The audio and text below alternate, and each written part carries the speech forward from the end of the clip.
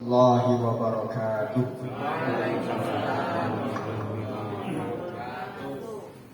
Biasanya pandangan atau kesan pertama itu sangat menentukan. Jadi dari salam saja sudah menentukan semangat kita. Mari sama-sama mohon izin ya, kita ulangi salamnya. Ini untuk memberikan atau empowerment terhadap energi kita. Assalamualaikum warahmatullahi wabarakatuh.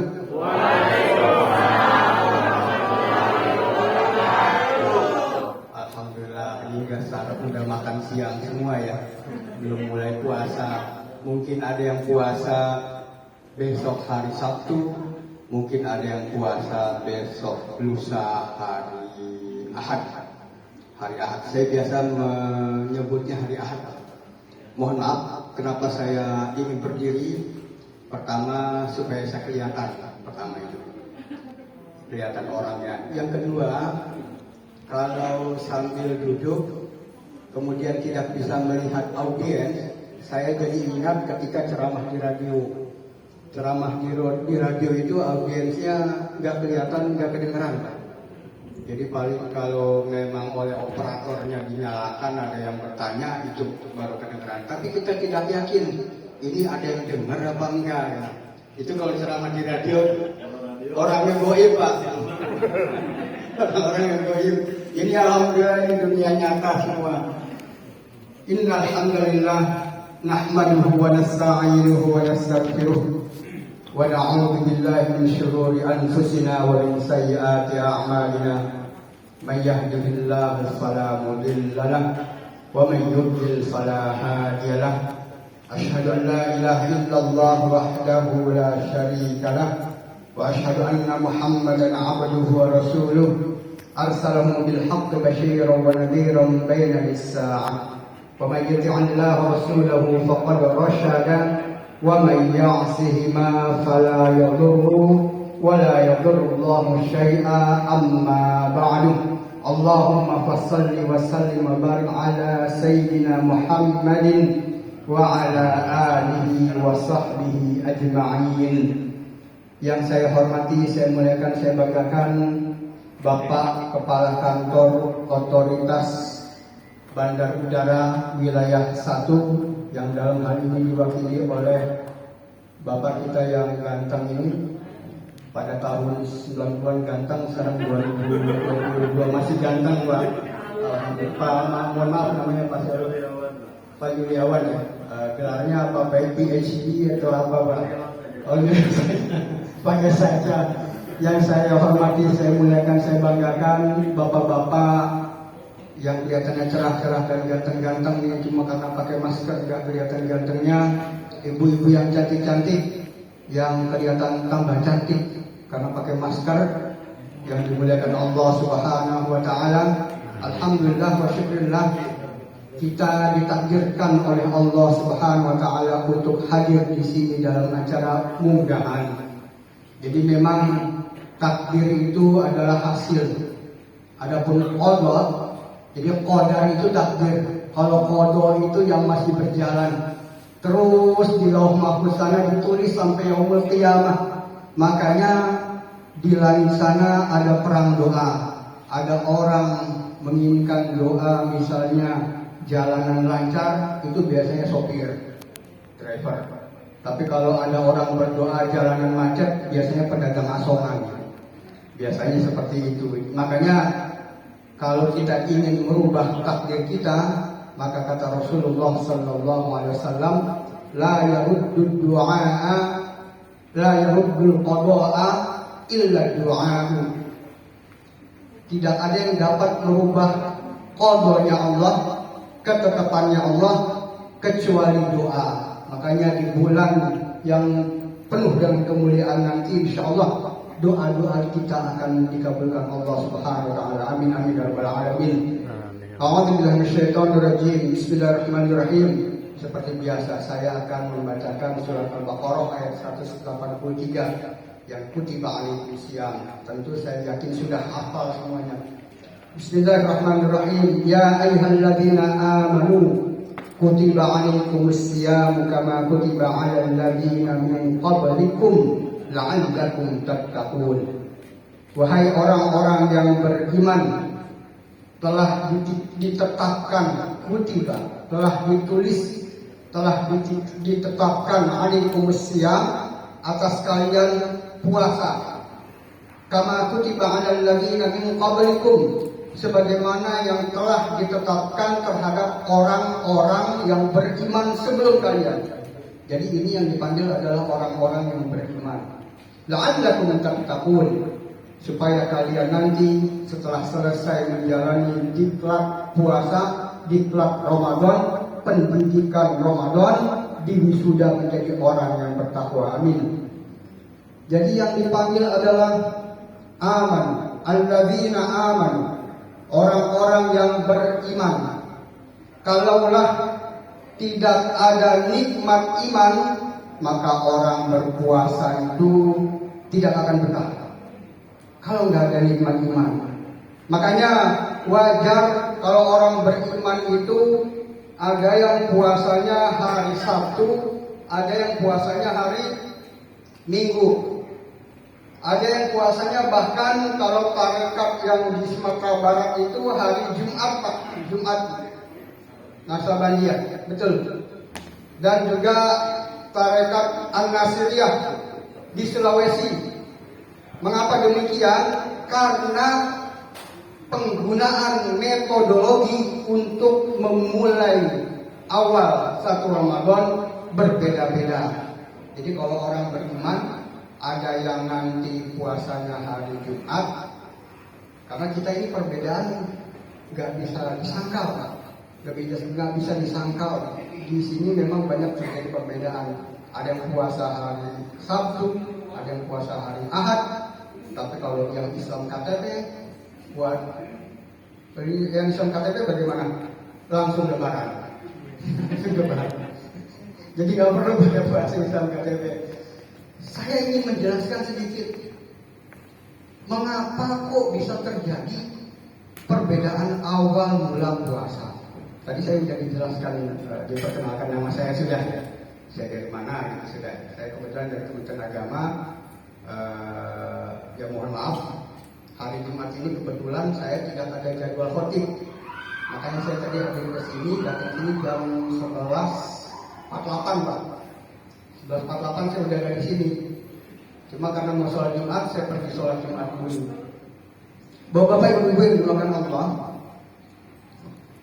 Jadi memang Al-Quran itu merekomendasikan kita mati hisab. Ada dua metodologi bagaimana cara menentukan awal Ramadan dan awal Syawal.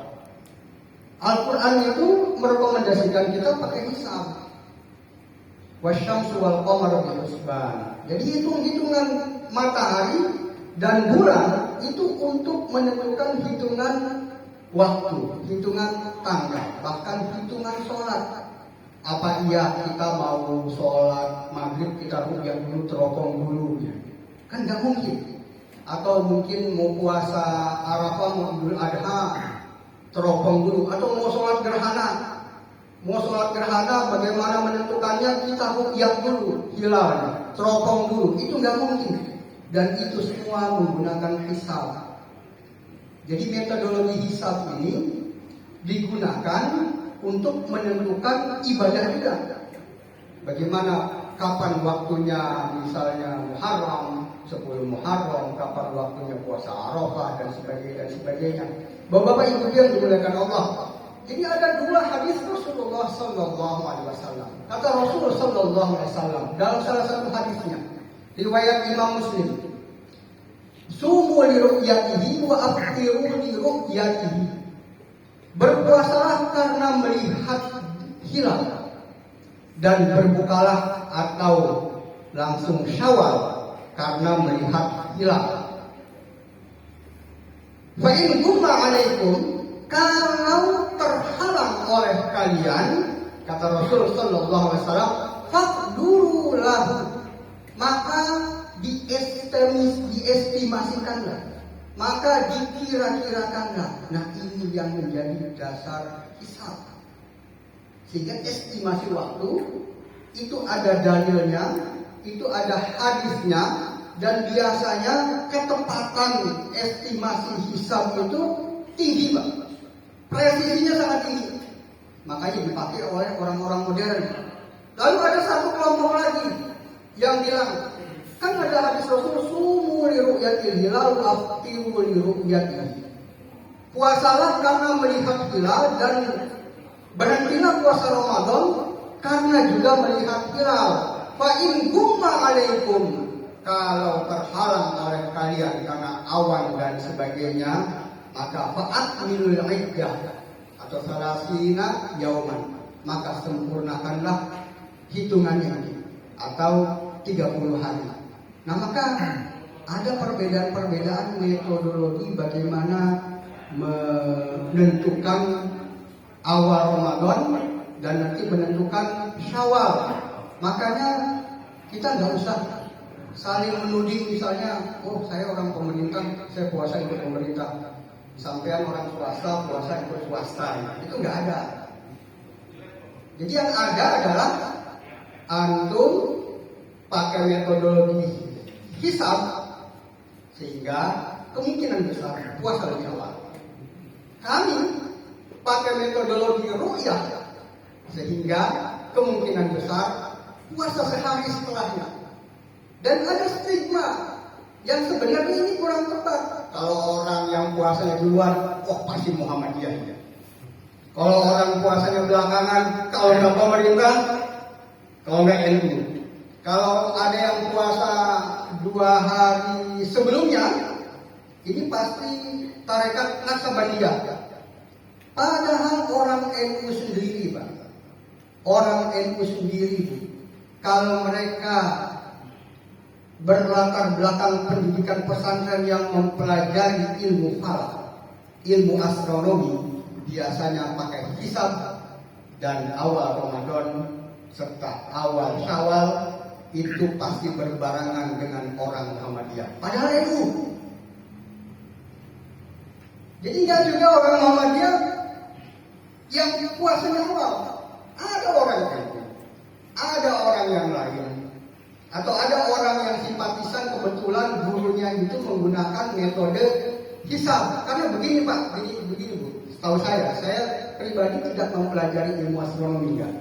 Jadi kalau saya ditanya itu sebenarnya ada lintang berapa, bujur berapa sehingga jatuh ijtima atau konjungsi, saya nggak bisa jawab. Itu hitung-hitungannya orang astronomi.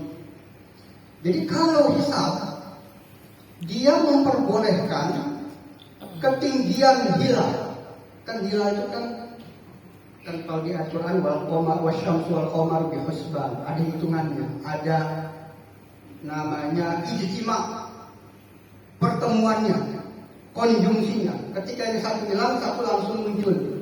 Ketika ketinggian itu sampai kepada 0,5 derajat, menurut orang yang menggunakan hisab sudah masuk. Kurang dari 2 derajat pun masuk. Tapi kalau menurut orang yang menggunakan ru'yah, nah ini nggak bisa, minimal 2 derajat.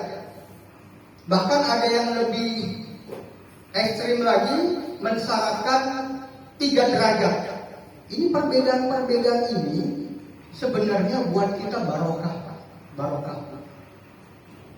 Perbedaan berarti kita orang-orang sabar. Berarti iman kita memang lulus untuk diuji. Apa kata Allah Subhanahu wa taala? Wa kadzalika ja'alna ba'dakum li ba'din fitnah. Dan juga kami jadikan sebagian di antara kalian dengan sebagian di antara yang lainnya sebagai ujian. Atasbirun, apakah kalian sabar? Jadi memang itu ujian dari Allah. Ketika Rasul sallallahu alaihi wasallam memohon pada Allah 3 permohonan, ada 1 yang tidak dikabulkan. Apa itu? Yaitu akurnya sesama umat Nabi Muhammad SAW. Mengapa demikian? Karena memang ini sudah sunnatullah. Ini sudah sunnatullah. Sehingga kalau kita misalnya, mohon maaf, Kalau kita misalnya ada yang berbeda dalam hal sholat saja, misalnya dalam hal sholat, yang satu kakinya dirapikan ketika sujud, dirapikan, kan ada yang dirapikan. Yang satu kakinya renggang. Nah, ini mana yang benar? Yang dirapatkan atau renggang, Pak? Pak Julianis sama Pak Juliawan, maaf. Yang mana yang Pak yang benar? Dirapatkan atau renggang, Pak? Oh iya, Pak. Berarti kalau Pak Juliawan dirapatkan ya. Untung dirapatkan, Pak. Karena kalau pakai sayur direnggangkan, itu orang bisa gigit, Pak. Alhamdulillah itu dirapatkan. Jadi memang riwayat Aisyah, sujud itu kaki dirapatkan telapak kaki. Riwayat sahabat yang lain, sujud itu kaki direnggang. Maka jangan dikatakan sekali-kali, kaki direnggang nanti kelihatan ada yang ngintip. Gak boleh, itu haram. Gak boleh. Karena memang ada dalil ya, sama dengan orang takbiratul ihram. Ada dua versi kan? Assalamualaikum warahmatullahi wabarakatuh.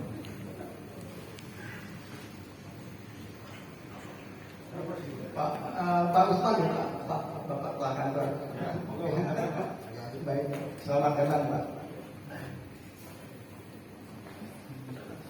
Jadi inilah perbedaan yang dari dulu kita alami. Ini nggak tahu dari tahun berapa ini. Jadi ada yang 2 hari sebelumnya, ada yang sehari sebelumnya, ada yang hari yang memang ditetapkan oleh pemerintah. Nah, inilah hikmahnya. Apakah kita sabar dengan ujian-ujian yang oleh Allah diberikan kepada kita lewat bentuk apa itu? Lewat bentuk perbedaan. Karena begini Pak, begini Bu. Agama itu terus terang, agama Islam itu akidahnya, fikihnya itu banyak ditentukan juga oleh politik. Banyak ditentukan oleh politik. Dari zaman dulu itu ditentukan oleh politik. Jadi kelompok-kelompok agama yang ada di dalam agama kita itu sebenarnya adalah apa ya? Distorsi kognitif. Distorsi itu artinya apa distorsi itu? Sesuatu yang jadi ajak disimpang gitu ya. Distorsi. Kognitif itu cara pandang kita, sehingga banyak aliran-aliran dalam agama kita, sehingga banyak mazhab dalam agama kita. Maka kita besok ada yang puasa hari Sabtu, monggo, mungkin ikut Muhammadiyah atau Persis, atau mungkin ikut orang-orang NU yang berpatokan kepada metodologi hisab. Kebetulan bukunya pakai metodologi hisab, sehingga sami'na wa ata'na. Ini hisab penghitungan itu ya, bukan hisab rokok ya. Hisab penghitungan itu. Karena ada yang bilang di Kemenak itu orang merokok disebutnya hisab. Jadi orang yang merokok ahli ruqyah, hati ada orang merokok ya. Bapak Ibu yang dimuliakan Allah. Jadi inilah hikmah yang sebenarnya harus kita ambil, kita petik pelajarannya dari perbedaan-perbedaan ini. Ayatnya satu, penafsirannya berbeda. Hadisnya satu, penafsiran berbeda-beda. Contoh,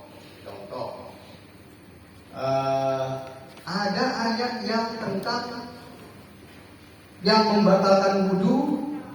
Aula mastumun nisa,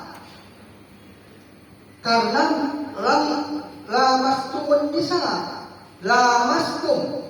Nah ini perbedaan lagi, ini problem lagi. Kalau menurut ulama Hanabilah, Imam Ahmad bin Hambal, ini menurut Imam Ahmad bin Hambal, lamastumun nisa, menyentuh wanita itu adalah seks intercourse. Sehingga kalau dicium, diapain, dipeluk-peluk, wudunya nggak batal. Pak ini kayaknya bakal ikut ini. Ini menurut ulama Hanabilah. Hanya seks intercourse yang membatalkan dulu. Kecolek, ke apa, nggak batal. Bagaimana menurut ulama Syafi'iyah atau mazhab Syafi'i? Walaupun istri sendiri, walaupun suami sendiri batal. Mengapa demikian? Karena istri itu sebenarnya bukan termasuk muhrim. Yang muhrim itu apa? Anaknya, bapaknya, betul ya? Ibunya, atau kalau mertua itu, wah jangan itu. Bisa diterum juga, makanya banyak orang kepincut sama mertua atau sama mantu sehingga terjadilah perisakan lah, perbelajar privat gitu ya antara mertua dan mantu. Ini menurut ulama Syafi'iyah, ulama Malikiyah, ulama Hanafiyah berbeda lagi. Ayatnya satu, ini ayatnya satu. Aula mastumun nisa. Tapi ternyata penafsiran para imam mazhab berbeda-beda. Makanya kadang-kadang kalau yang pakai mazhab Syafi'i, suaminya habis wudu, nanti digodain sama istri, digodain. Ayo lu batal gitu kan? Dipegang-pegangi batal gitu. Tapi kalau yang mazhab Hambali nggak masalah. Makanya ketika kita tawaf, yang ditambah, kita ini kan banyak yang bermadzhab Syafi'i, ya, bermadzhab Syafi'i. Maka disitulah dalam keadaan darurat terjadi perpindahan mazhab dari mazhab Syafi'i ke mazhab Hambali. Dari yang tadinya kesentuh wanita batal, pindah mazhab kesentuh wanita tidak batal. Tapi pulang ke Indonesia, mazhab Syafi'i lagi, tidak masalah. Baik bapak-bapak, ibu-ibu yang dimuliakan Allah Subhanahu wa Ta'ala, kita ini di Indonesia ini warna karakter keberagamaannya adalah ahlus sunnah wal jamaah. Siapa yang menyebarkan Islam di Indonesia? Apa pedagang mujarab? Wah itu kalau pedagang mujarab dari Indonesia ini bahasa India kita, bukan bahasa Arab. Ataukah Wali Songo? Ataukah sebelum Wali Songo ada juga? Tapi yang jelas dari mulai para sadar, para habari itu menyebarkan Islam di Indonesia. Lalu puncaknya adalah zaman Wali Songo, di mana Wali Songo itu tidak hanya menyebarkan dakwah Islamiyah, tetapi juga membentuk pemerintahan. Ini Islam yang semua jamaah, bukan Islam yang kaku, bukan Islam yang kalau haram, atau orang dituduh subhat, orang dituduh sesat. Kan kadang-kadang ada kelompok di sini nggak ada ya. Ada yang sana di Meksiko. Ada kelompok mengatakan jangan belajar dengan ustaz-ustaz lain. Ustaz A, ustaz B, ustaz C. Mereka ustaz subhat. Kita ini kelompok sunnah. Yang lain kelompok bola. Yang lain kelompok sesat. Innalillahi wa inna ilaihi raji'un. Ini kelompok begini nggak ada di Indonesia. Mengapa demikian? Karena akar cara beragama kita di Indonesia ini adalah seperti dulu yang disebarkan oleh para penyebar Islam di awal-awal. Sehingga mau dipindahkan. Misalnya cara beragama di Arab Saudi. Di Arab Saudi itu kan saklek. Pindah ke sini. Itu kira-kira bertahap enggak dia? Ini haram. Begini haram, begitu haram. Wah yang haram apa ya? Ya barangkali kalau perempuan harum ya. Perempuan harum, bukan haram. Bapak-bapak ibu-ibu yang dimuliakan Allah Subhanahu wa Ta'ala.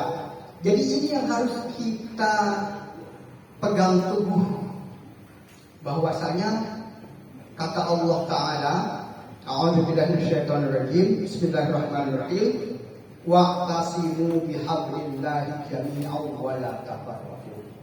Dan berpegang teguhlah pada tali Allah dan jangan bercerai-berai. Sekarang masalah gini Pak. Yang paling sahih, paling betul kelompok saya. Kelompok sampean neraka. Ini banyak yang seperti ini. Kelompok lain mengatakan, oh ini maka Wahabi. Wahabi ini dibentuk Saudi Arabia. Saudi Arabia itu awalnya berontak dari Turki Utsmani, Khilafah Utsmani, dibantu sama Inggris. Pendirinya Yahudi. Wah, ini juga nggak boleh seperti itu. Jadi kata Allah Ta'ala, wa kadzalika ja'alna ba'dakum ba'dan, dan juga kami buat sebagian kalian di antara sebagian lainnya fitnah, ujian. Antara saya dengan Pak Wiryawan itu ujian. Apakah sama isi kepala saya dengan isi kepala Pak Wiryawan? Kan tidak sama. Kalau ada perbedaan sudut pandang, perbedaan pandangan, apa bisa disatukan? Kan nggak bisa. Jadi kita cari titik temu. Jadi kalau kita menemui seseorang yang berbeda sudut pandang, berbeda pandangan, dan sudah berakar berkurang, walaupun kita buka pakai obeng itu kepalanya, lalu kabel-kabel sarafnya kita betulin, nggak bakal betul. Itulah kata Allah atas birun. Apakah kalian sabar satu sama lainnya? Saya pernah punya pengalaman gini Pak, Dulu kebetulan pernah diminta tolong sama BNPC Polri untuk menangani orang-orang yang sudah sangat radikal. Ternyata memang betul, saya pikir apa sih radikal, jangan-jangan ini karangan pemerintah aja. Ternyata saya hadapi orangnya luar biasa keras. Saya dibilang togut, saya dibilang neraka. Mengapa demikian? Karena saya ikut dalam pemerintahan. Karena pemerintah itu togut, kayak Fir'aun, neraka. Pokoknya saklek. Jadi kalau dihadapi dengan orang-orang yang mungkin ilmu agamanya minim, itu habis diceramahin sama yang radikal itu. Kita saja yang punya banyak dalil itu harus sabar. Nunggu dia ngomong apa dulu baru kita masuk. Luar biasa itu kerasnya. Makanya alhamdulillah umat Islam Indonesia ini adalah umat Islam yang benar-benar sama dengan Rasulullah. Rasulullah itu memang dalil hukum seperti perzinahan kan dicambuk kalau masih jangan si perawan. Kalau sudah menikah itu namanya zina muhsan. Kalau tadi zina ghairu muhsan, dirajam. Tapi Rasul ketika datang seseorang wanita mengaku sudah berzina, bahkan sampai timbul noda, nggak mungkin. Kata Rasul nggak mungkin. Mengapa demikian? Karena saking aibnya hal ini diutarakan ke umum. Soal perzinahan aja Rasul nggak pernah nunjuk dasar lonte, nggak pernah. Itu yang ngaku berzina perempuan disuruh tunggu sampai kapan? Sampai lahir anaknya. Setelah lahir anaknya, dia suruh tunggu lagi sampai selesai menyusui. Karena dia memaksa, wanita ini memaksa, ingin supaya apa? Supaya azab di akhiratnya itu lebih kecil daripada di dunia. Jadi dia memilih untuk dirajam. Orang kalau sudah dihukum di dunia, itu hilang azab di akhirat. Tapi kalau orang berbuat dosa besar atau korupsi besar nggak ketahuan, berbuat dosa besar nggak ketahuan, itu lebih besar lagi. Makanya orang-orang yang sering sakit itu jangan kita hina. Justru orang yang sering sakit di dunia banyak dapat cobaan dari Allah Subhanahu Wa Taala. Dia akan menjadi orang paling sehat di akhirat para kita yang sakit. Jadi itu orang perbandingan pilih dunia atau pilih akhirat. Malah pernah seperti ini. Begitu mulianya Rasulullah SAW. Rasul tidak pernah tunjuk hidung vonis ini, vonis itu. Nggak pernah. Betapa luar biasanya rahmatan lil alaminnya. Ada seseorang atau sepasang suami istri yang datang pada Rasulullah, lalu istrinya bilang begini, nggak ngomong Rasulullah, cuma baju, mohon maaf, ini panjang, begini, nggak ngomong, baju besar.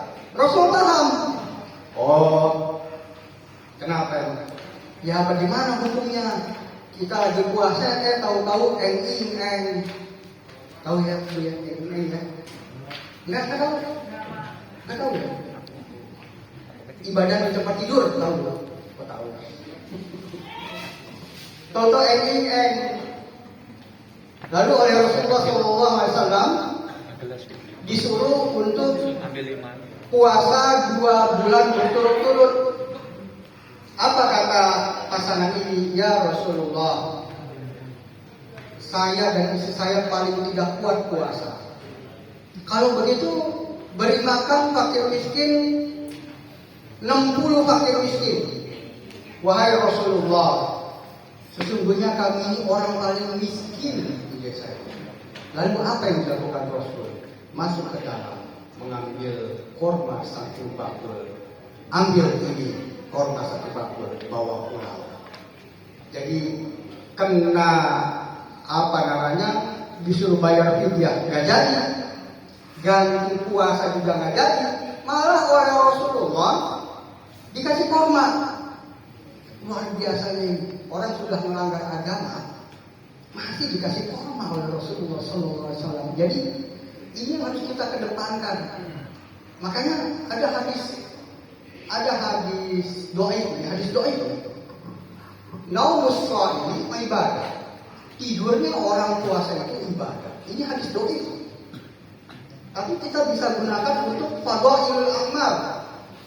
Untuk menjadikan amal itu boleh. Sanadnya yang doa, yang lemah. Bukan isi hadis yang lemah, tetapi sanadnya yang lemah. Naumus shaimi ibadah. Tidurnya orang puasa itu ibadah. Wa satuhu tasbih. Diamnya orang puasa nggak ngomong apa-apa, itu sudah tasbih. Wa amaluhu mudha'af. Amalnya itu 1 kali dia beramal itu dilipat gandakan 10 kali di hari biasa. Wa dzambuhu maghfur. Dan doa dan dosanya itu diampuni oleh Allah Subhanahu wa taala. Makanya saya pribadi kalau nggak kuat baca Quran saya dengan tidur. Asal jangan kelewatan sampai maghrib baru bangun. Saya dengan tidur. Walaupun ini hadis dhaif, tapi memang cukup buat kita ini, cukuplah untuk jadi tameng. Jadi begini Pak, begini Bu. Kata Rasulullah SAW, idza dakhala Ramadan, kalau masuk bulan Ramadan, futihat abwaabul jannah, dibuka itu pintu surga. Wa ghulqat abwaabun niran, dan ditutup pintu neraka. Wa sufiyatis syayatin, dan dibelenggulah setan-setan. Pertanyaannya, kenapa setan dibelenggu? Orang masih berbuat maksiat.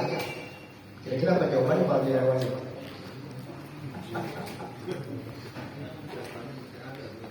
Apa jangan-jangan setannya udah jadi orang? Repotnya kalau setannya jadi orang. Bapak-bapak ibu dia mengingatkan Allah. Wasufiratus syayatin, setan dibelenggu. Sekarang kita logika berpikir dengan hadis lain dijelaskan. Asyaitanu ala insani yajri majrad dam. Syaitan itu kepada manusia itu larinya itu masuknya itu dengan aliran darah. Dengan aliran darah kita. Coba kalau kita puasa, kira-kira bisa terkontrol nggak aliran darah kita? Bisa terkontrol. Kita bludah aja, itu katanya kalau itu bisa mati kalau bludah di orang puasa. Nah makanya dengan puasa, maka aliran darah yang setan itu masuk kepada kita itu bisa dieliminir. Nah itu arti daripada wasufidatis syayatin. Bukan berarti setan dibelenggu dimasukkan ke tong setan, bukan. Tapi maksudnya ketika kita berpuasa, maka aliran darah kita itu menjadi mungkin hemoglobin bentuknya yang sulit unsurnya dimasukkan atau warna-wirinya syaitan. Itulah maksud dari dibelenggunya syaitan.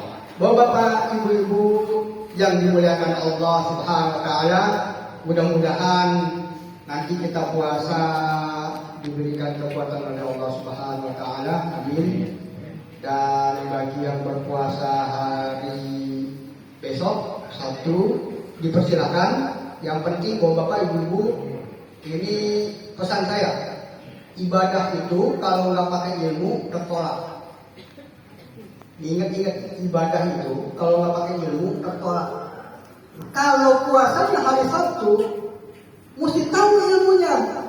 Kenapa bisa hari Sabtu? Apa karena kata guru saya? Nah, kalau kita ikutin kata guru tanpa ilmu, tanpa argumentasi, nanti gurunya nyebur ke empang. Apakah kita nyebur ke empang? Kan enggak. Bagi yang berpuasa hari Ahad, maka harus tahu ilmunya. Minimal begini, ilmunya minimal begini. Kan kata Allah Ta'ala, ati Allah wa ati Rasulah wa ulil amri minkum. Taatlah pada Allah, taatlah pada Rasul, dan ulil amri di antara kalian. Pertanyaannya, siapa sih ulil amri itu? Mungkin bagi orang tarekat Naksabandia, ulil amri mereka, pemimpin urusan mereka, yang mursyid tarekat. Mungkin bagi Nahdlatul Ulama, ulil amri mereka, pemimpin urusan agama mereka, ya kiai-kiainya. Atau mungkin bagi pesantren-pesantren, ulil amrinya, pemimpin urusan keagamaannya, ya kiai pesantren. Makanya kalau kiai pesantrennya pakai hisab, insya Allah hari Sabtu itu puasanya tuh. Tapi kalau kiai pesantrennya menggunakan metodologi ru'yah, berarti hari Minggu. Asal jangan hari Senin Pak ya, hari Senin. Jadi aliran mana di hari Senin? Nggak ada yang hari Senin. Jadi ada kemungkinan hari Jumat hari ini ada yang tidak puasa. Yaitu tarekat Naksabandia, kemudian An-Nasiriyah yang mereka punya rujukan sendiri. Ada juga yang kemungkinan menggunakan hisab, itu hari besok. Jadi yang hari ini puasa itu menggunakan hisab juga. Tapi ilmunya kita nggak tahu kayak gimana ilmunya. Yang besok menggunakan metodologi hisab. Lalu yang hari Ahad kita menggunakan metodologi ru'yat. Tapi kalau saya pribadi, saya kemungkinan besar ikut yang hari Ahad. Hari Ahad. Kenapa? Karena saya aparatur sipil negara. Kecuali kalau saya orang swasta, saya ikut swasta. Saya pegawai negeri, jadi saya ikut pemerintah. Apalagi saya di Kementerian Agama, waduh, kebangetan ya. Kalau orang Prancis bilang kebina-bina itu orang Prancis bilang ya.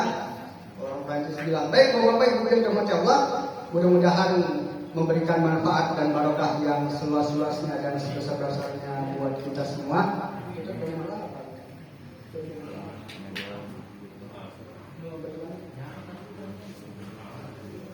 Oh baik. Ini tambahan. Keutamaan Ramadan. Pertama, pahala dilipat gandakan. Kedua, puasa itu ganjarannya langsung dari Allah. Puasa itu untuk Allah. As-shaumu li wa ana ajzi bihi, kata Allah Subhanahu wa taala. Puasa itu untukku dan aku langsung memberikan ganjaran. Berarti jumlah ganjarannya gak ada yang tahu. Itu yang pertama. Kedua, untuk kesehatan, sumu tasyihu. Walaupun hadisnya, ya mohon maaf, sanadnya dhaif. Sumu tasyihu itu sanadnya dhaif. Tapi isinya betul. Lalu yang tadi yang ketiga, sekarang yang keempat, itu bisa melatih. Kalau kita benar-benar berpuasa, itu bisa melatih supaya kita tidak sering digoda syaitan. Karena saya sudah sebutkan tadi, syaitan lisan yajri majrad dam. Syaitan itu terhadap manusia itu menggodanya lewat aliran darah. Maka ketika kita puasa terkontrol, tereliminasi, Nah, disitulah penjelasan wasufidatis syayatin, dan dibelenggulah setan-setan. Bukan dalam artian dirantai sama malaikat Jibril, bukan. Lalu kemudian ada satu malam yang kalau kita ibadah itu sama dengan 1000 bulan, 83 tahun. Malam apakah itu? Lailatul Qadar. Saya tanya, umur Nabi Adam berapa? 1000 tahun. Ibadahnya berapa tahun? Ya 1000 tahun. Umur Nabi Nuh 950. Makin kesini makin ciut umurnya. Paling-paling 60 sampai 70. Paling, atau kalau ada yang 130 ya itu 1 dibanding 100 juta mungkin. Nah, maka Allah kasih bonus. Umur kita pendek, pahalanya bisa sama dengan pahalanya Nabi Adam alaihissalam. Nabi Adam coba berapa tahun? Udah 1000 tahun ibadah, 1000 tahun. Nah kita kalau satu kali dapat Lailatul Qadar, ini syaratnya gak usah maksiat ya, tidur aja, baca Quran aja dapat Lailatul Qadar. Asal jangan maksiat. Makanya malam-malam ganjil tuh dijaga tuh, malam-malam ganjil mulai dari malam 21. Tapi hitungan awal puasa ya. Malam ganjil yang puasa hari Sabtu berbeda dengan malam ganjil puasa hari Ahad. Jangan disamakan. Jadi ada perbedaan. Ya, terutama 10 hari terakhir, terutama itu. Ya kalau yang kerja, itikaf sebentar di masjid atau di musola. Jadi kalau 83 tahun sekali dia ibadah, dapat 83 tahun pahala. Dia ibadah seperti itu di malam ganjil Ramadan dapat 10 kali. Berarti berapa tahun dia ibadah? 830 tahun.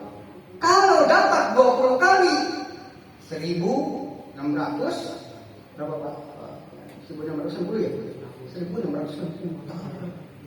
Itu melebihi umur Nabi Adam alaihissalam. Kalau dia dapat 40 kali, 40 tahun itu dapat terus Lailatul Qadar, maka 83 dikali 4 ya, 40 ya. Tadi 830, 83 kali 4 berapa? Bisa pengen orang stan, anak stan. Ada yang anak stan ya? Anak stan jago gitu, ya? Berapa? 320.000 ya. Ini melebihi ibadahnya iblis laknatullah. Berapa tahun iblis laknatullah ibadah? 8.000 tahun. 8.000 tahun ibadah iblis bisa kufur, bisa jadi musuh Allah. Apalagi kita yang ibadahnya mungkin sehari juga hanya hitungan detik, hitungan menit. Iblis Azazil itu namanya. Ibadah 8.000 tahun.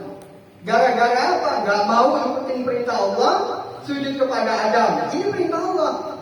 Gak mau. Begitu mau tobat kepada Nabi Musa, menghadap Nabi Musa, oleh Allah suruh menghadap Nabi Musa. Pergi ke Nabi Musa. Wahai Nabi Musa, Nabi Allah Musa, saya ini mau tobat. Coba tolong minta sama Allah supaya diterima tobat. Kan Nabi Musa ini satu-satunya Nabi yang di muka bumi ini disebut kalimullah. Berbicara langsung dengan Allah itu Nabi Musa. Langsung dengan Allah, minta sama Allah. Apa jawaban Allah? Datangi dulu kuburan atau makam Nabi Adam dan harus sujud di hadapan Nabi Adam. Ini yang gak mau iblis. Jadi mau tobat ya jadi iblis.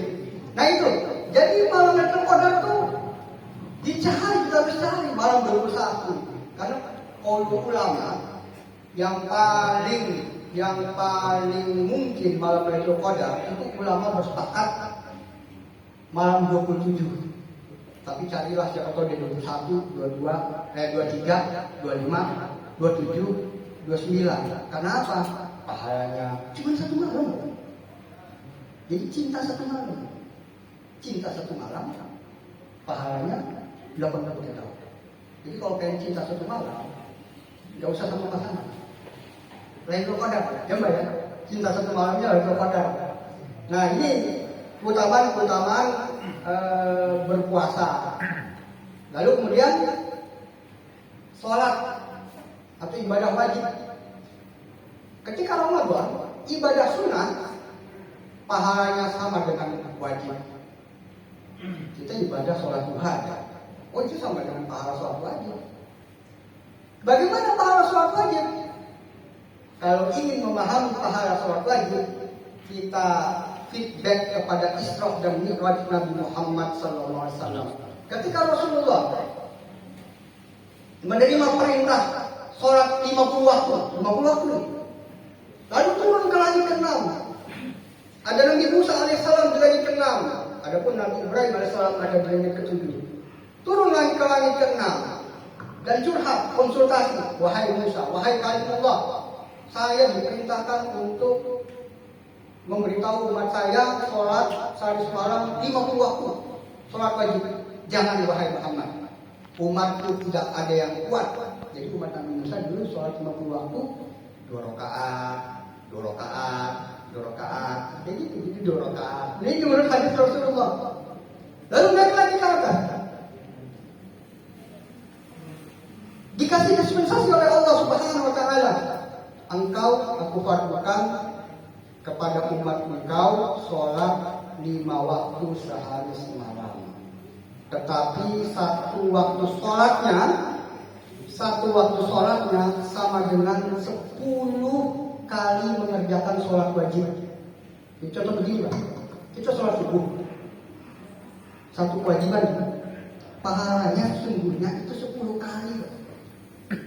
10 kali kita melaksanakan sholat wajib. Kita sholat zuhur, pahalanya sesungguhnya 10 kali melaksanakan kewajiban. Maka kalau 5 waktu dikali 10 sama dengan berapa nih Pak?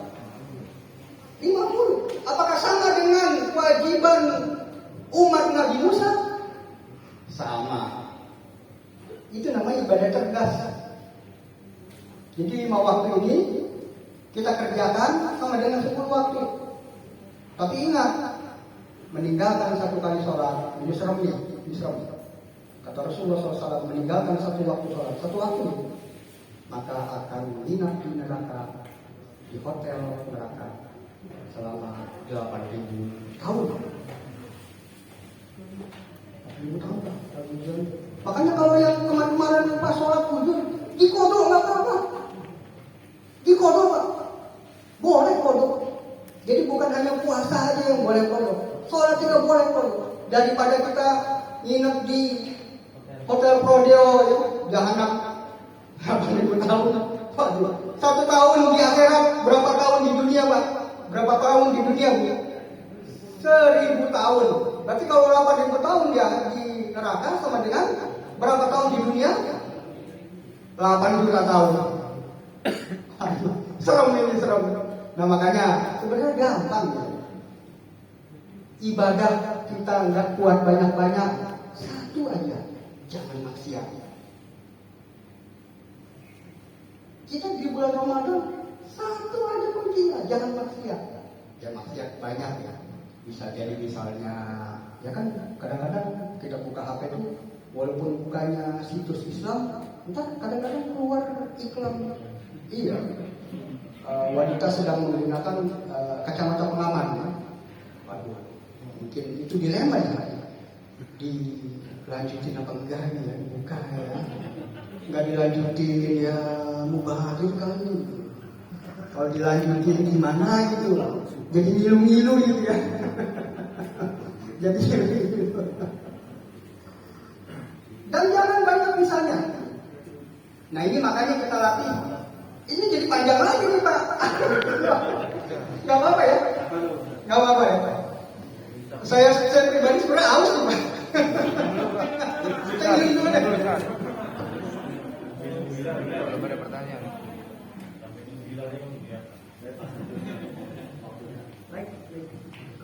Ya kan saya nggak setiap hari nih, seumur-umur baru ketemu sama bapak pimpinan yang soleh dan ganteng, Masya Allah. Bapak yang soleh dan ganteng-ganteng, ibu yang soleh dan cantik-cantik. Baik, saya lanjutkan. Bisa kemana Pak? Ya? Oh ibadah. Oh ibadah. Jadi yang penting sebenarnya ibadah kolbu, Pak. Kita puasa. Lebih baik mana? Orang puasanya gak ketemu orang, dia sholat, ngomong seadanya, tapi dia tidur. Dengan orang yang puasa, dia baca Quran terus. Wah, wiridan, zikir, sholawat. Begitu ketemu orang, si Anu dicaci maki, si Anu difitnah, si Anu dibuang. Mendingan yang mana tuh? Mendingan yang tidur. Karena apa? Karena kata Rasulullah SAW, iyyakum wal hasad, hati-hati dengan hasad. Nih, hati-hati nih. Ibadah sebanyak apapun, kalau hasad, iyyakum wal hasad. Hati-hati dengan hasad, karena hasad itu dapat tukfi'ul hasanat, mematikan, membakar kebaikan-kebaikan. Kama tukfi'un nar al-hatab, sebagaimana api membakar kayu. Hati-hati. Jadi yang penting itu ibadah kolbu dulu. Ibadah kolbu. Makanya kalau buat saya Pak, gak usah muluk-muluk lah, misalnya sebulan khatam berapa juz? 35 juz. Berapa juz? 30 juz. Sebulan khatam 30 juz atau sebulan 5 kali khatam. Tapi begitu ketemu orang, kita sana, pindah sini. Begitu lihat HP, sebenarnya lihat WA doang sama Facebook. Begitu ada iklan, diterusin, tanggung diterusin. Nah ini makanya saya pribadi, saya belajar. TV saya nggak mau nyalain. Saya pribadi ya. Kalau anak-anak itu kan TV silakan. Saya mau belajar, HP itu cuma terima WA. Cuma kadang-kadang masalahnya, teman-teman kita yang ngirim WA, nggak semuanya benar.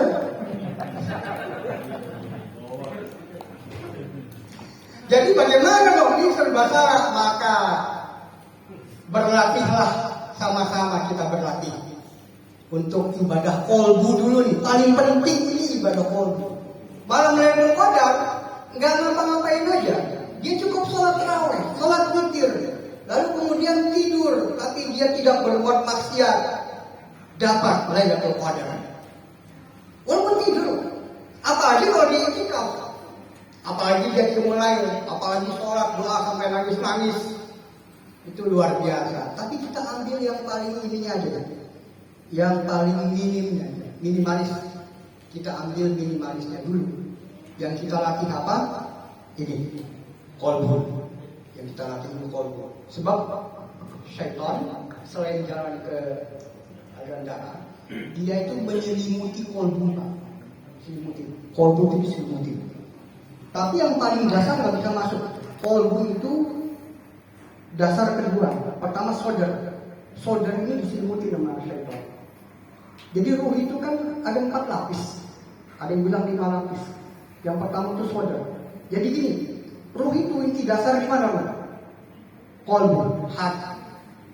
Bukan hati, tapi di sini hati. Liver, kabid bahasa Arabnya. Di hati. Ini inti dasar ruh kita.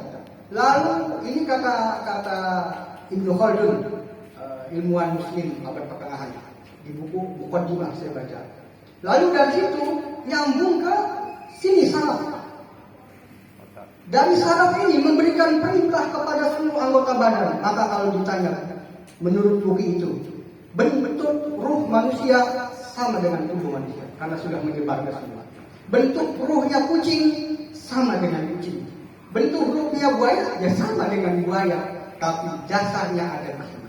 Sodar masuk ke dalam, kolbu masuk ke dalam, fuad masuk ke dalam, lub masuk paling inti, sir. Makanya ini kalau ada maksiat, 1 titik noda masuk, maksiat lagi 1 titik noda masuk, maksiat lagi 1 titik noda masuk. Udah ada 100, udah ada 1000, maka kolbunya jadi berkarat. Hati-hati dengan kolbu berkarat. Hati-hati kolbu berkarat. Susah menerima kebenaran. Bawaannya merasa paling benar sendiri. Itu kolbu berkarat. Paling benar sendiri. Saya surga, ente neraka. Waduh, ya ada kalau itu, tapi di sini nggak ada, ya. Ada yang di mana? Planet Merkurius. Alhamdulillah sini baik-baik. Baik, bapak-bapak yang mulia yang dimuliakan Allah. Jadi saya rasa cukup lama juga nih saya Bapak memberikan. Ustaz, Ya, tadi ada yang japri saya. ya baik. Katanya ingin bertanya kepada Bapak Ustaz. Boleh, Silakan, Pak? silakan. Bu. Ya, baik Bapak. Bapak Putiono. Jadi nama nggak apa-apa.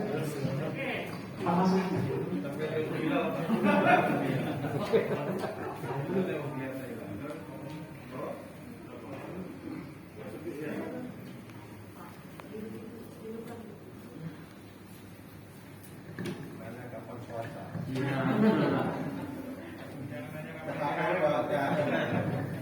Assalamualaikum warahmatullahi wabarakatuh. Mohon maaf Pak Ustaz, saya mau bertanya. Ada hadis yang mengatakan man faraha bi dukhuli Ramadan haramallah jasadahu ala linnas ala diran. Barang siapa bergembira dengan masuknya bulan Ramadan, maka Allah mengharapkan jasadnya masuk neraka. Mohon penjelasan. Terima kasih. Assalamualaikum warahmatullahi wabarakatuh. Saya ucapkan berdiri duduk aja ya. Boleh, boleh. Hadis-hadis tentang Ramadan ada man qama Ramadan imanan wa ihtisaban ghufira lahu ma taqaddama min dzambi. Siapa yang qiyamul lail, yang bangun di Ramadan gak kebanyakan tidur tapi kebanyakan ibadah, maka ghufira lahu ma taqaddama min dzambi wa ma ta'akhkhar. Jadi diampuni segala dosa-dosa masih yang lalu sehingga putih bersih kayak bayi. Itu hadis sahih. Itu hadis sahih. Ada lagi man dakhala Ramadan, idza dakhala Ramadan, futihat abwaabul jannah wa ghulqat abwaabun niran wa sufilat asyayatin. Itu juga hadis sahih. Yang hadis isnad itu ini Pak. Misalnya di ujungnya Rasulullah, dari saya, dari Pak Wirawan, dari bapak, dari bapak, dari bapak, dari bapak, dari bapak, dari bapak, dari ibu, dari ibu, bapak. Misalnya ini sahabat Nabi nih. Misalnya Ja'far bin Abi Thalib. Dari Ja'far bin Abi Thalib. Ini kayaknya hidungnya mancung deh. Dari Rasulullah SAW. Jadi ada berapa tuh isnadnya? Banyak kan? Ternyata ada satu orang yang diduga dia pernah menyakiti hewan dan hafalannya tidak kuat, yaitu bapak yang pakai kacamata misalnya. Tidak gobit, tidak fitoh. Gobit itu hafalannya lemah, fitoh itu perbuatannya kurang terpuji. Maka gara-gara ini hadis sudah isinya matan ya, namanya matan. Matan hadisnya udah benar, ini gara-gara ini. Jadi didoikan tuh hadis, dilemahkan. Ini gara-gara satu orang dari rangkaian sana itu jadi hadis lemah. Makanya ini mohon maaf, hadis man fariha bil Ramadan.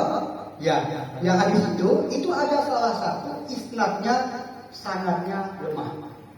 Mengapa demikian? Imam Al-Bukhari pernah ingin konfirmasi hadis ini benar nggak dari periwayat yang masih hidup. Begitu datang ke tempatnya, dia melihat orang periwayat hadis ini ngasih makan anjing. Misalnya dia kasih makan, kasih makan, anjingnya mau makan, ditarik lagi. Kasih makan, anjing mau makan, tarik lagi. Anjing mau makan, tarik lagi. Lalu Imam Bukhari menyimpulkan, periwayat hadis ini sanadnya ini tidak berbuat adil kepada hewan, maka hadisnya tidak benar. Sampai segitu ketatnya Pak, Bu. Kalau hadis ini, makanya ada hadis lemah sebenarnya bukan isinya, salah satu periwayat. Kecuali hadis palsu, misalnya siapa yang melihat, kan ada tuh hadis palsu, siapa yang melihat ketika hubungan intim melihat anu istrinya misalnya, maka anaknya lahir dengan mata juling. Ada tuh hadis palsu itu, nggak masuk akal, nggak bertanggung jawab yang melihatkan hadis. Jadi seperti itu kan, hadis itu semangatnya betul, matan atau isinya betul, tetapi salah satu sanadnya ada yang didoakan, dilemahkan oleh ulama hadis, seperti itu. Ya. Untuk ibu-ibu ada yang bertanya atau Bapak Pak?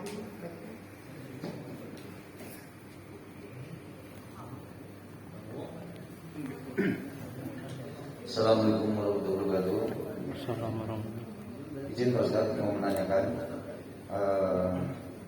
yang pertama, apabila kita melakukan hubungan suami istri di bulan puasa tapi belum mandi junub atau bangun udah lepas subuh, itu apa yang harus kami lakukan?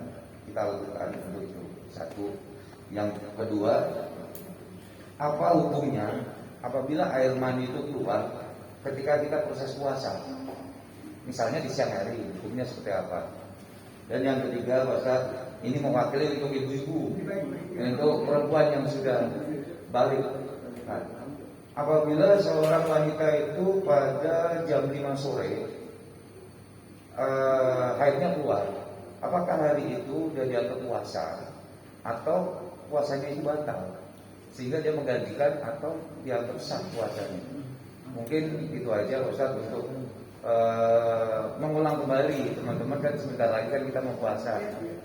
Dasar-dasar. Terima kasih Pak Ustaz. Baik, ini masalah subuh itu masalah tanggung, masalah serba nanggung. Apalagi kalau lagi asik-asik azan diterusin bagaimana? Sebelumnya ya, jadi mungkin sebelumnya lalu tidur bangun kesiangan, maka puasanya tetap sah. Itu jumhur ulama mengatakan puasanya tetap sah, ya, tetapi mungkin nilainya saja karena subuh kesiangan, nilainya ada yang agak kurang, puasa tetap sah. Lalu keluar mandinya gara-gara apa? Jadi kalau jadi ada yang sengaja dan tidak sengaja, mungkin jadi persepsi itu. Biar lebih. Kalau sengaja jelas batal. Iya. Kalau tidak sengaja mimpi enggak membatalkan. Dia mandi aja gitu ya. Kecuali berhubungan suami istri. Berhubungan suami istri itu, misalnya di bulan puasa hilaf. Tapi jangan sering-sering hilafnya. Hilaf. Lalu ngomong ke siapa saudaranya, aduh, saya hilaf. Tapi sampai ini enggak mengeluarkan cairan, enggak sih. Jadi pas ya baru berapa kali menyodok itu ingat, langsung berhenti. Nah, bagaimana hukumnya? Batal puasanya. Tetap batal puasanya. Nah, berkenaan dengan haid ya haid, ya itu kan haid itu walaupun dia datangnya pas akhir, ini kayak menjerita ini. Jadi pas akhir, karena haid itu kan tidak boleh sholat, tidak boleh puasa, bahkan ada yang bilang tidak boleh baca Quran. Tapi ini istilah ulama, tidak boleh baca Quran, tidak boleh masuk masjid kecuali punya urusan penting. Maka batal puasanya karena haid itu membatalkan puasa. Dan memang harus diulang, dari dipodok, harus dipodok seperti itu. Jadi nggak mungkin haid diterusin sampai buka puasa lagi haid. Itu malaikat bingung gitu. Menurutnya bagaimana malaikat bingung. Demikian ya, mudah-mudahan tidak memuaskan, karena saya bukan alat pemuas Pak, tidak memuaskan. Silakan. Apa udah cukup atau gimana? Masih ada yang ingin bertanya, ibu-ibu? Sudah cukup? Bapak-bapak yang di sebelah sana?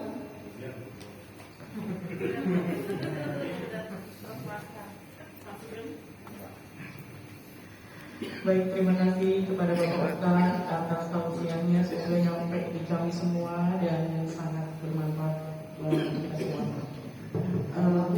Maaf, saya belum tutup. Oh, baik. Enggak, saya belum tutup salam. Rasanya kurang etis, saya belum tutup salam. Mohon maaf Ibu ya. Mohon maaf. Baik, terima kasih. Mudah-mudahan bermanfaat. Usikum wa nafsi bittaqwallah. Wassalamualaikum warahmatullahi wabarakatuh. Ya, terima kasih ya Pak Ustadz ya, maaf saya sudah tulisan. Iya Bapak, sebelumnya selamat datang Bapak Alvan. Sedikiranya Bapak untuk memberikan dua patah kata Bapak, mohon izin.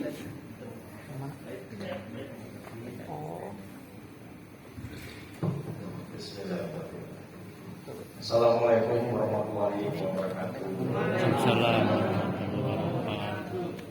Dapatkah puji syukur Pak Tuhan Yang Maha Kuasa atas rahmat karunia-Nya kita diberikan berkah nasihat pada Pak Ustadz. Saya ucapkan terima kasih atas waktu pada Bapak meluangkan di kantor kami sebagai kepala kantor dan mewakili seluruh karyawan.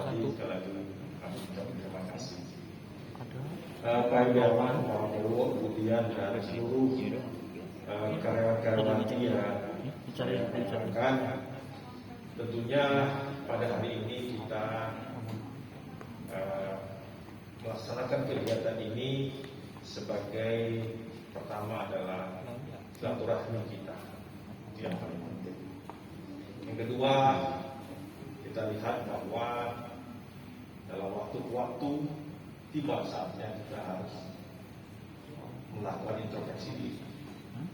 Inilah bulan yang memang kata orang alhamdulillah Ramadan, bulan penuh berkah, dan kemudian rindu yang kami Ramadan. Ya Allah, temukan kami dalam Ramadan. Apa yang disampaikan oleh Pak Ustadz, tentunya saya melihat bahwa bagi diri saya sendiri, kalau kita lihat satu hari itu 24 jam. 24 jam itu kalau orang kita bekerja diberikan waktu 8 jam. Kalau kita tidur dengan tidur yang memang maksimal 8 jam. Dan 8 jam itu apa? Apa yang dikatakan oleh Pak Ustadz tadi bisa kita lakukan amal ibadah, bisa kita lakukan amal kerja. Jadi apa yang disampaikan hari ini mudah-mudahan apakah besok Sabtu kita akan mulai berpuasa, apakah hari Minggu kita mulai berpuasa, saya akan mengatakan kepada kita bahwa waktu itu adalah di tangan kita untuk mengaturnya, karena 24 jam itu saya rasa sangat panjang. Ramadan yang sampaikan tadi bisa kita ibadah sholat 5 waktu 8-24 jam, membaca Al-Quran dalam 24 jam, ya, mencari apapun yang kita harapkan amal ibadahnya dalam 24 jam, dan insya Allah juga dalam bulan Ramadan dan seterusnya. Bapak Ibu sekalian, Pak Ustadz, tentunya kita juga melihat bahwa pekerjaan kita juga ibadah. Jadi senangnya haji mumpung, karena puasa mau masak pulang duluan, gitu ya. Nah, sebenarnya haji mumpung, gitu ya. Tapi artinya kita harapkan dalam Ramadan ini, kita harapkan kantor ini masih tetap melakukan tugas-tugasnya dengan sebaik-baiknya.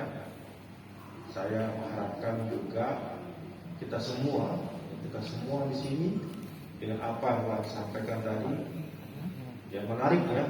Kalau yang nyerempet-nyerempet itu kayaknya semangat ya. Nah, mari kita coba juga bagaimana semangat itu kita lakukan juga kepada hal yang memang baik-baik semua.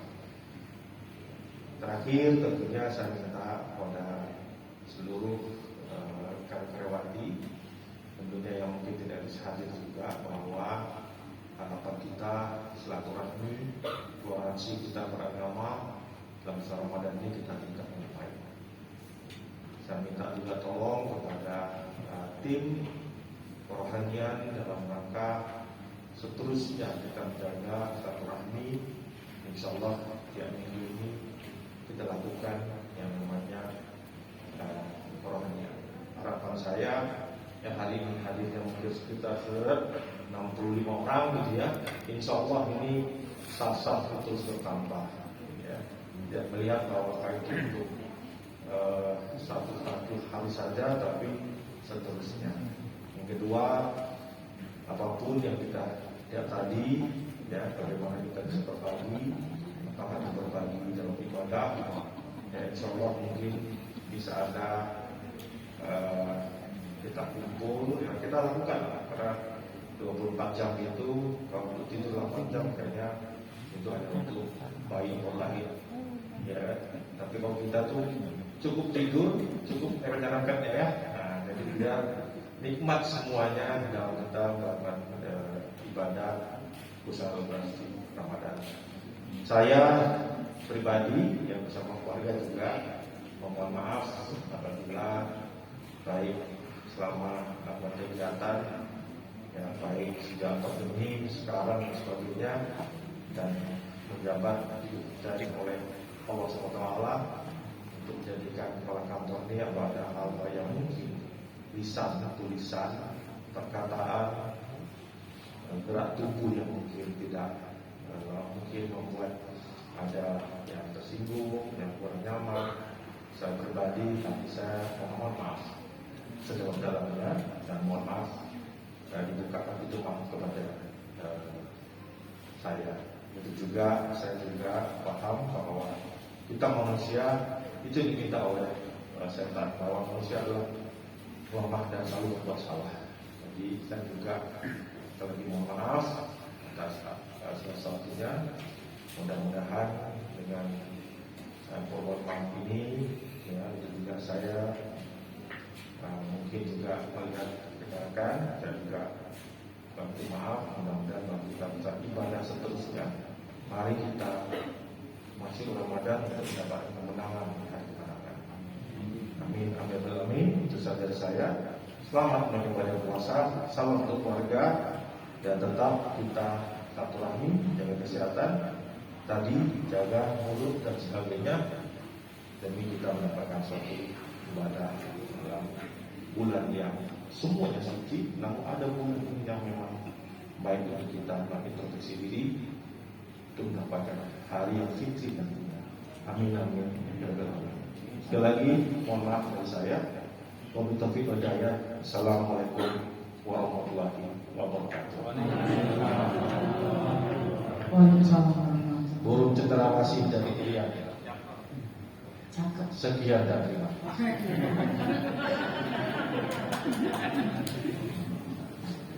Iya Bapak Ibu hadirin yang dimuliakan Allah. Selanjutnya adalah pembacaan doa yang kembali akan dipimpin oleh Bapak Ustaz kepada Bapak Ustaz.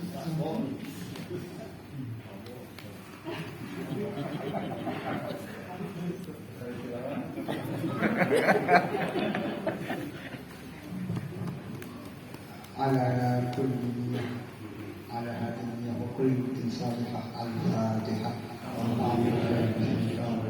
بسم الله الرحمن الرحيم. الحمد لله رب العالمين الرحمن الرحيم مالك يوم الدين إياك نعبد وإياك نستعين اهدنا الصراط المستقيم صراط الذين أنعمت عليهم غير المغضوب عليهم ولا الضالين. آمين آمين يا رب العالمين. بسم الله الرحمن الرحيم. الحمد لله رب العالمين حمدا نعما حمد الشاكرين حمدا يوافي نعمه ويكافئ مزيده. يا ربنا لك الحمد كما ينبغي لجلال وجهك الكريم عظيم سلطانك. اللهم انا نسالك بان لك الحمد لا اله الا انت يا حنان يا منان يا بديع السماوات والارض يا ذا الجلال والاكرام. لا اله الا انت يا حنان يا منان يا بديع السماوات والارض يا ذا الجلال والاكرام. اللهم انا نسالك بانك الاحد الصمد الذي لم يلد ولم يولد ولم يكن له كفوا احد. اللهم صل على سيدنا محمد وعلى آل سيدنا محمد. اللهم اغفر للمسلمين والمسلمات والمؤمنين والمؤمنات الأحياء منهم والأموات إنك سميع قريب مجيب الدعوات فيا قاضي الحاجات.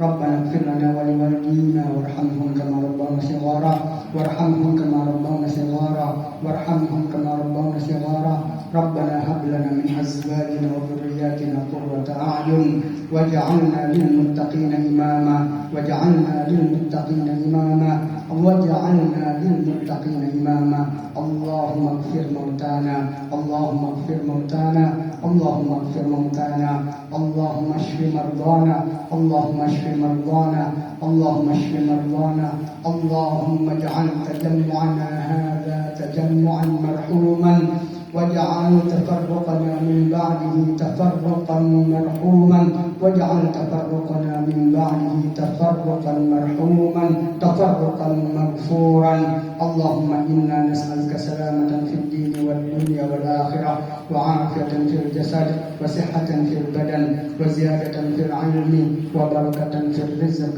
وتوبة قبل الموت ورحمة عند الموت ومغفرة بعد الموت والنجاة من النار والعفو عند الحساب اللهم هون علينا في سكرات الموت والنجاة من النار والعفو عند الحساب ربنا آتنا في الدنيا حسنة وفي الآخرة حسنة وقنا عذاب النار اللهم بارك لنا في رجب وشعبان وبلغنا رمضان اللهم بارك لنا في رجب وشعبان وبارك لنا في رمضان ربنا تقبل منا إنك أنت السميع العليم وتب علينا إنك أنت التواب الرحيم وصلى الله على خير خلق سيدنا محمد وعلى آله وصحبه وسلم تسليما كثيرا بفضلك يا الله بفضلك يا رحمن بفضلك يا رحيم سبحان ربك رب العزة عما يصفون وسلام على المرسلين والحمد لله رب العالمين. Ya, terima kasih Pak Ustaz. Ya, Bapak Ibu sekalian, selanjutnya adalah halal bihalal untuk